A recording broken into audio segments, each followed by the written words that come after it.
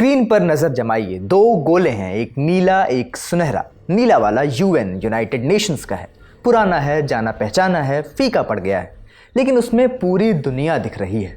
बगल वाला सोने की तरह दमक रहा है, लेकिन उसमें दिख रहा है सिर्फ नॉर्थ अमेरिका। ये है ट्रंप का नया शगुफा नाम बोर्ड ऑफ पीस।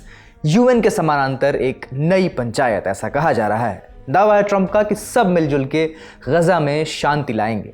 शांति क्या होती है बताएंगे ट्रंप, और शांति कैसे आएगी ये वो लोग तय करेंगे जो नोटों की गड्डी मेज पर रखेंगे। पक्की मेंबरशिप के लिए पर्ची कटवानी होगी पूरे $1 अरब की, यानी 8300 करोड़ रुपए। कमाल कुछ और भी हैं, जानी दुश्मन जिगरी यार बन गए हैं। एक ही मंच पर नेतन्याहू भी हैं, अरब देश भी हैं, होने को तो हमारा पड़ोसी पाकिस्तान भी है जो उधारी के दम पर VIP बन रहा है। तो आखिर ये भानुमति का कुनबा जुड़ा कैसे? जुड़ भी गया तो करेगा क्या? और क्या इसके आने से यूएन के जाने की तैयारी शुरू हो गई है? आज इसी पर बात करेंगे। नमस्ते, मेरा नाम है अंकुर और आप देख रहे हैं ललन टॉप का अंतर्राष्ट्रीय प्रसंगों से जुड़ा रोजाना का कार्यक्रम दुनियादारी। Brought to you by Sensodyne DSP। नया सेंसोडेंट DSP नर्व्स को प्रोटेक्ट करे और इनामल को repair. Feel the relief with Sensodyne DSP। आपकी स्क्रीन पर एक दस्तावेज है, ये बोर्ड ऑफ पीस के चार्टर का टेक्स्ट है। 15 जनवरी को ट्रंप ने इस बोर्ड के गठन का ऐलान किया था। ऐलान के बाद व्हाइट हाउस ने दुनिया भर के नेताओं को न्योते भेजने शुरू किए। न्योते के साथ नत्थी था यही 11 पन्नों का दस्तावेज। जानकारों ने इसे पढ़ा तो माथा पीट लिया। इसमें कुल 8 अध्याय थे, 13 अनुच्छेद थे, लेकिन एक बार भी गजा शब्द का जिक्र नहीं था।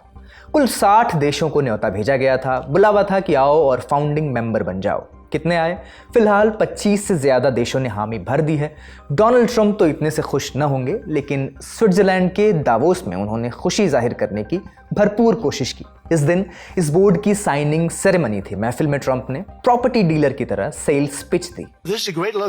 ये बहुत शानदार जगह है, सब कुछ यहीं से शुरू होता है। देखिए, मैं रियल एस्टेट वाला आदमी हूँ और इसमें सबसे जरूरी चीज होती है लोकेशन। जरा इस जगह को देखिए, समुद्र के किनारे, इस खूबसूरत जमीन को देखिए। ये कितने लोगों के लिए क्या क्या बन सकती है। ये बहुत बहुत ही शानदार होगा। जो लोग आज बहुत खराब हालात में जी रहे हैं वो आगे चलकर बहुत बेहतर जिंदगी जिएंगे। फिर इसी सेरेमनी में ट्रंप के दामाद जेरेड कुशनर ने नक्शा पेश किया। कुछ तस्वीरें दिखाई, चमचमाते होटल्स, समंदर किनारे अपार्टमेंट्स, नई बस्तियां। कैप्शन था न्यू गजा। तो इस तरह के सपने के लिए कौन कौन तैयार है? कुछ देशों के नाम देखिए जिन्होंने ट्रंप का न्योता स्वीकार किया है। Israel, Saudi Arabia, UAE, Qatar, Bahrain, मिस्र, Jordan, Turkey, Indonesia, Argentina, Hungary, Kazakhstan, Uzbekistan, Vietnam, Morocco, Kosovo, Paraguay और हाँ, पाकिस्तान भी। लेकिन पश्चिम के बड़े खिलाड़ी इस लिस्ट में नहीं है। France, Britain, Spain, Norway, Sweden और स्लोवेनिया ने न्योता ठुकरा दिया है। कनाडा के साथ तो अलग ही ड्रामा हुआ। उन्होंने हामी तो भरी, मगर कहा कि वो $1 अरब की फीस नहीं देंगे। फिर कनाडा के प्रधानमंत्री मार्क कार्नी ने दावोस में ट्रंप के खिलाफ बयानबाजी की। छोटे देशों से कहा कि अब एक होने का वक्त आ गया है। ट्रंप की अमेरिका फर्स्ट वाली धौंस अब नहीं चलेगी। फिर एक और स्पीच में उन्होंने बिना नाम लिए ट्रंप पर निशाना साधा। कहा कि दुनिया तानाशाही और मनमानी नहीं सहेगी। छुई मुई ईगो वाले ट्रंप तिलमिला गए। कनाडा का न्योता ही वापस ले लिया। कुछ देश अभी भी वेट एंड वॉच के मूड में हैं। इनमें भारत भी है। भारत के अलावा इस लिस्ट में चीन, रूस, इटली, जर्मनी और जापान है। अब सवाल है कि जिन्होंने हामी भरी उनकी मजबूरी क्या है और जिन्होंने ठुकरा दिया उनका तर्क क्या है। इस पर तफसील से बात करेंगे, लेकिन उससे पहले जानते हैं कि ट्रंप के इस चार्टर में ऐसा क्या है कि दुनिया 2 खेमों में बट गई है। पॉइंट्स में देखिए। पहली बात, चेयरमैन फॉर लाइफ। इस बोर्ड में चेयरमैन पद के लिए कोई चुनाव नहीं होगा। रोटेशन का भी कोई प्रावधान नहीं है। चार्टर में लिखा है कि डोनाल्ड ट्रंप इसके इनॉग्रल चेयरमैन होंगे और मेंबर फॉर लाइफ होंगे, यानी जब तक वो जिंदा हैं या जब तक वो चाहें वो मेंबर रहेंगे। कोई टर्म लिमिट नहीं है, कोई कार्यकाल नहीं है। उन्हें हटाने का कोई तरीका नहीं बताया गया है। अपना उत्तराधिकारी चुनने का हक भी सिर्फ ट्रंप के पास है। ट्रंप के पास इतनी ताकत है कि वो जब चाहे किसी भी कमेटी को बना सकते हैं और जब चाहे भंग कर सकते हैं। फैसलों को वीटो करना हो, एजेंडा तय करना हो, किसी को मेंबर बनाना हो या पूरे बोर्ड को ही भंग करना हो, सब कुछ ट्रंप की मर्जी से होगा। न्यूज़ एजेंसी रॉयटर्स ने इस चार्टर की एक ऐसी कॉपी देखी है जिसके मुताबिक बोर्ड की अध्यक्षता आजीवन ट्रंप ही करेंगे, भले ही वो राष्ट्रपति रहें या न रहें। यानी बाकी दुनिया के नेता वहाँ सिर्फ शोभा बढ़ाने के लिए बैठेंगे, रिमोट कंट्रोल ट्रंप की जेब में ही रहेगा। दूसरी बात, पे टू प्ले मॉडल, पैसा फेंको पावर लो। यानी अगर आपको अपनी बात रखनी है तो दाम चुकाना होगा। आमतौर पर सदस्यता की मियाद 3 साल होगी, हर 3 साल बाद इसे रिन्यू कराना होगा। लेकिन अगर आपको ये रिन्यूअल का झंझट नहीं चाहिए, अगर आप चाहते हैं कि कुर्सी हमेशा के लिए आपकी हो जाए, तो उसका भी इंतज़ाम है। बस जेब ढीली करनी होगी। $1 अरब यानी 8300 करोड़ रुपए कैश मेज़ पर रखिए और परमानेंट मेंबर बन जाइए। अगला सवाल है कि गज़ा कहाँ है। पूरी दुनिया को बताया गया था कि ये बोर्ड गज़ा में शांति लाने के लिए बन रहा है, लेकिन 11 पन्नों के इस चार्टर को ऊपर से नीचे तक पूरा पढ़ जाइए, आपको गज़ा शब्द कहीं भी नहीं मिलेगा, जैसे हमने आपको बताया। जानकार कह रहे हैं कि ये भूल नहीं है, ये सोची समझी रणनीति है। अगर गज़ा का जिक्र नहीं है तो इसका मतलब है कि इस बोर्ड का दायरा बहुत बड़ा है। ये सिर्फ गज़ा तक सीमित नहीं रहेगा, ये दुनिया के दूसरे झगड़ों में भी टांग अड़ाएगा। ऐसा किया तो क्या होगा? यही है चौथा पॉइंट, यूएन के साथ धोखा। जानकारों का कहना है कि ये यूएन की पीठ में छुरा घोंपने जैसा है। नवंबर 2025 में यूएन सिक्योरिटी काउंसिल ने एक प्रस्ताव पास किया था। उसमें कहा गया था कि हम इस बोर्ड का स्वागत करते हैं, लेकिन शर्त ये थी कि बोर्ड सिर्फ 2027 तक काम करेगा और इसका काम सिर्फ एक ट्रांजिशनल एडमिनिस्ट्रेशन यानी एक तरह से एक काम चलाऊ सरकार की तरह होगा जो गज़ा की मदद करेगी। लेकिन अब कहा जा रहा है कि गज़ा तो इस बोर्ड के काम का बस एक छोटा सा हिस्सा था। इसकी ताकतें क्या होंगी ये कहीं लिखा नहीं है, लेकिन इसका मिशन वही है जो यूएन है, दुनिया में शांति और सुरक्षा बनाए रखना। यानी एक म्यान में 2 तलवारें। और जाहिर है ट्रंप चाहेंगे कि उनकी तलवार ज्यादा धारदार हो। कहा जा रहा है कि ये बोर्ड यूएन के चैप्टर 7 वाली ताकतों को अपने हाथ में ले सकता है। चैप्टर 7 यानी फोर्स, ताकत इस्तेमाल करने का हक। अब ये बोर्ड अपनी मर्जी से फौज भेज सकता है, पीस कीपिंग मिशंस तैनात कर सकता है और इसके लिए उसे बार बार यूएनएससी से पूछने की जरूरत नहीं है। ऐसे में जानकारों को शक है कि कहीं ऐसा करते हुए यूएनएससी और यूएन का एक विकल्प खड़ा करने की कोशिश न की जा रही हो, वो भी एक ऐसा विकल्प जिस पर सिर्फ अमेरिका का राज हो। देखिए, पहले तो जो सेकंड फेज अभी गाजा का जो शुरू होने वाला है उसके कॉन्टेक्स्ट में ये बोर्ड ऑफ पीस का आइडिया डोनाल्ड ट्रंप को आया, लेकिन अभी तो फेज 1 भी पूरा नहीं हुआ। आज भी शायद 4 लोग मारे गए, तो सीज फायर तो अभी तक पूरी तरह से हुआ ही नहीं। तो ये सेकंड फेज की बात करें, लेकिन मुझे लगता है कि व्हाइट हाउस में किसी एक को बंदे को आइडिया आ गया कि हम ये जो बोर्ड बना रहे हैं इससे हम दूसरी चीजें भी कर सकते हैं।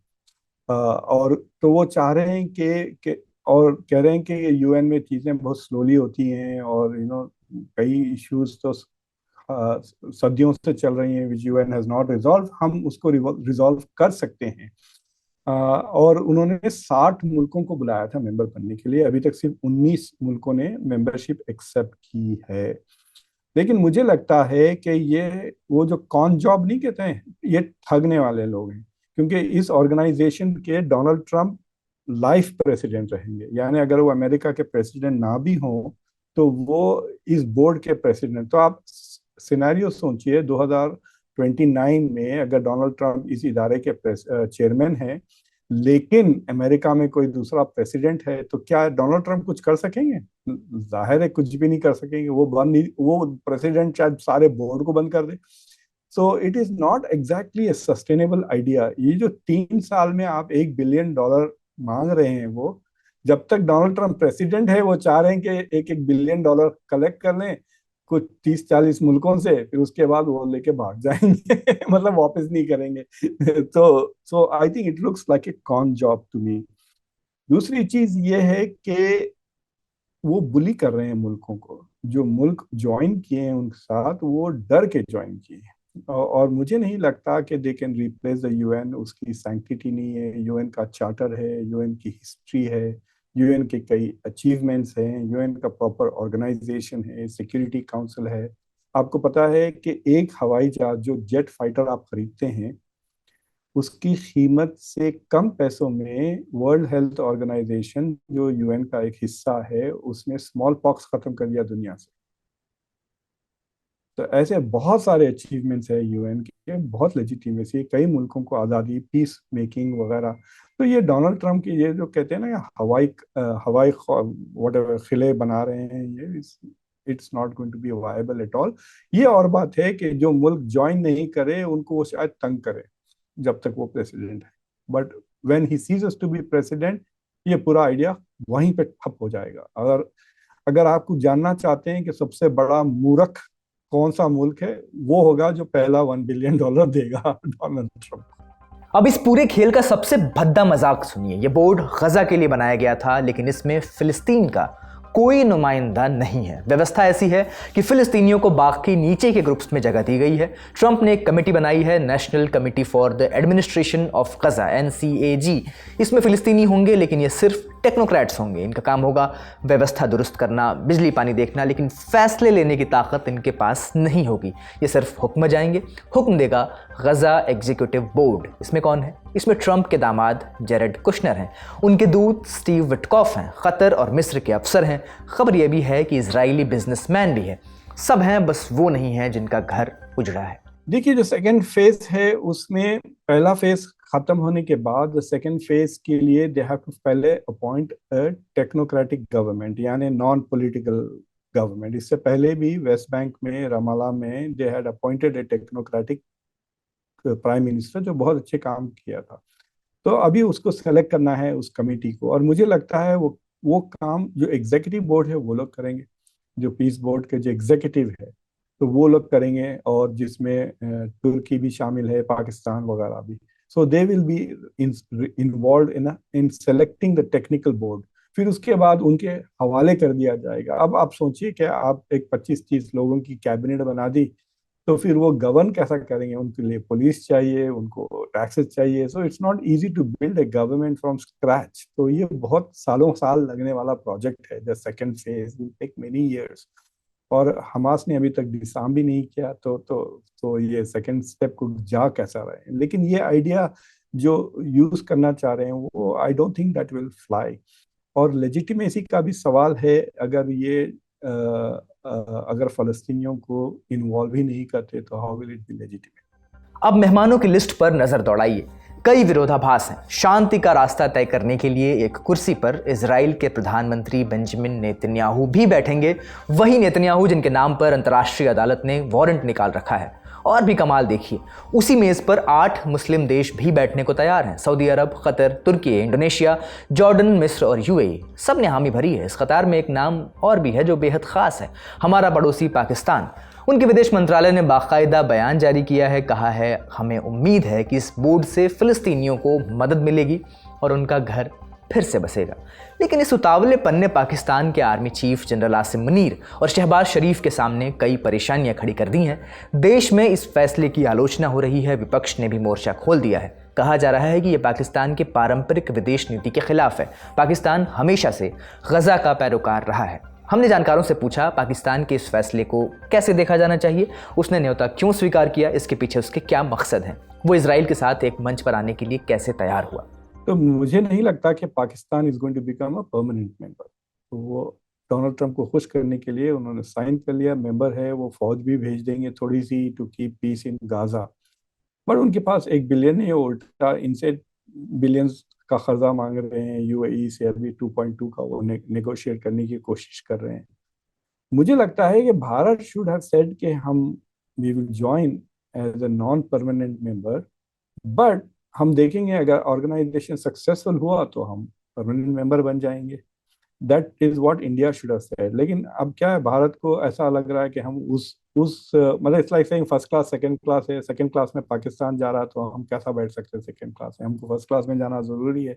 और फर्स्ट क्लास जैसा मैंने कहा वो डूबने वाले $1 बिलियन है। So India has not said no. देखिए, India has not said no. India ने कुछ भी नहीं कहा अभी तक।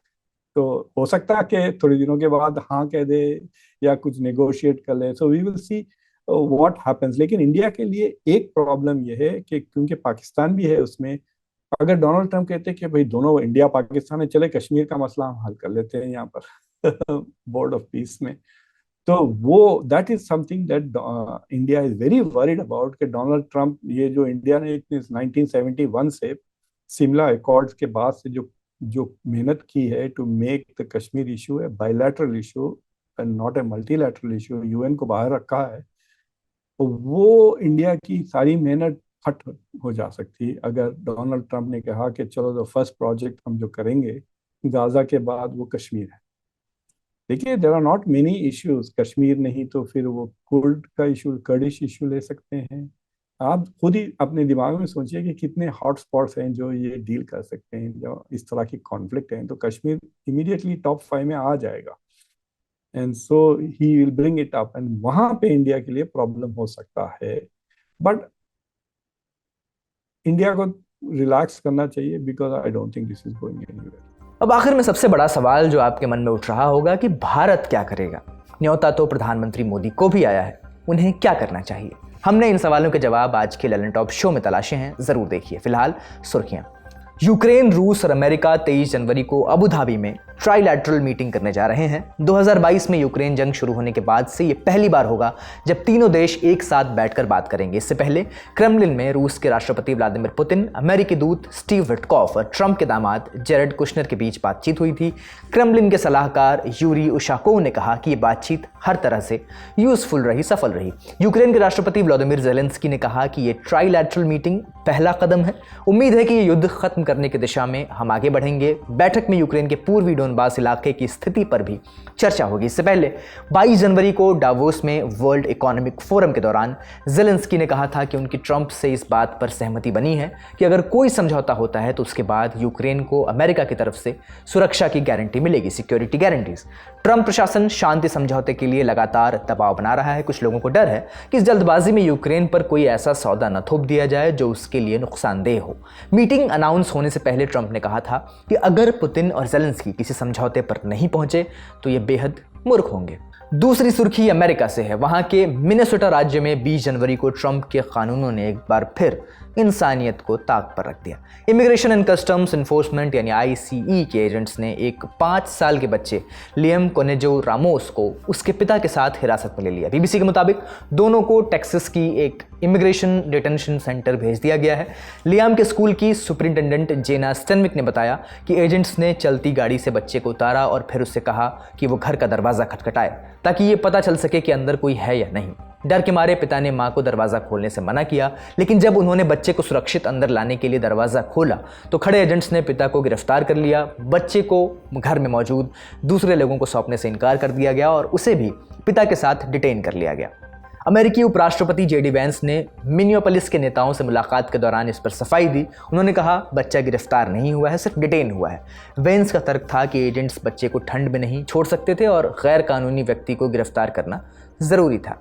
लियाम अपने ज़िले का चौथा छात्र है जिसे आइस ने हिरासत में लिया है। स्कूल अधिकारियों और परिवार के वकील के मुताबिक ये परिवार 2024 में इक्वाडोर से अमेरिका आया था। उन्हें अब तक अमेरिका छोड़ने का कोई आदेश नहीं दिया गया था। US customs and border protection के एक अधिकारी ने बताया कि पिछले 6 हफ्तों में यहाँ करीब 3000 गिरफ्तारियां हुई हैं। चिल्ड्रंस राइट्स की लीशिया वेल्च ने डिटेंशन सेंटर का दौरा किया। उनके मुताबिक वहाँ बच्चों की संख्या लगातार बढ़ रही है। कई बच्चे 100 दिनों से ज़्यादा समय से हिरासत में हैं। दिसंबर में अमेरिकी सरकार ने खुद माना था कि करीब 400 बच्चों को डिटेन किया गया था और इनमें से ज़्यादातर बच्चे बीमार, कुपोषित और गंभीर हालत में हैं। अब तीसरी सुर्खी, अमेरिका ने 22 जनवरी को औपचारिक रूप से वर्ल्ड हेल्थ ऑर्गेनाइजेशन WHO से खुद को अलग कर लिया। ये फैसला ट्रंप के आदेश के 1 साल बाद लागू हुआ। अब WHO में अमेरिका की सारी भागीदारी खत्म हो गई है, लेकिन अमेरिका पर WHO के करीब $260 मिलियन यानी 2400 करोड़ रुपए बकाया रह गए हैं। अमेरिकी स्वास्थ्य विभाग ने कहा है कि WHO को दी जाने वाली सारी फंडिंग्स बंद कर दी गई हैं। WHO के दफ्तरों में काम कर रहे सभी अमेरिकी कर्मचारियों को वापस बुला लिया गया है। ट्रंप ने पिछले साल सत्ता संभालने के बाद एक एग्जीक्यूटिव ऑर्डर में WHO से बाहर निकलने का आदेश दिया था। आरोप लगाया था कि WHO ने कोविड महामारी को ठीक से नहीं संभाला, ज़रूरी सुधार नहीं किए और वो राजनीतिक दबाव में है। ट्रंप प्रशासन के वरिष्ठ अधिकारियों ने कहा है कि WHO छोड़ने से पहले बकाया पैसे चुकाना ज़रूरी नहीं है। कानून में ऐसे कोई भी साफ नियम नहीं है जो बचे हुए पैसे चुकाने को मजबूर करें। हालांकि 1948 का एक पार्लियामेंट्री प्रपोजल 1 साल की नोटिस और बकाया चुकाने की बात ज़रूर करता है। अमेरिका ने 2024 और 2025 के लिए WHO को कोई पैसा नहीं दिया है। अमेरिका के बाहर होने से WHO को बड़ा झटका लग सकता है क्योंकि अमेरिका उसका सबसे बड़ा डोनर था। ब्लूमबर्ग की रिपोर्ट के मुताबिक 2022 और 2023 के बीच अमेरिका ने WHO को करीब $1.3 बिलियन दिए थे। आज का दुनियादारी यहीं समाप्त होता है। अपना और अपनों का ख्याल रखिए। देखते रहिए द ललन टॉप। शुक्रिया, शुभ रात्रि।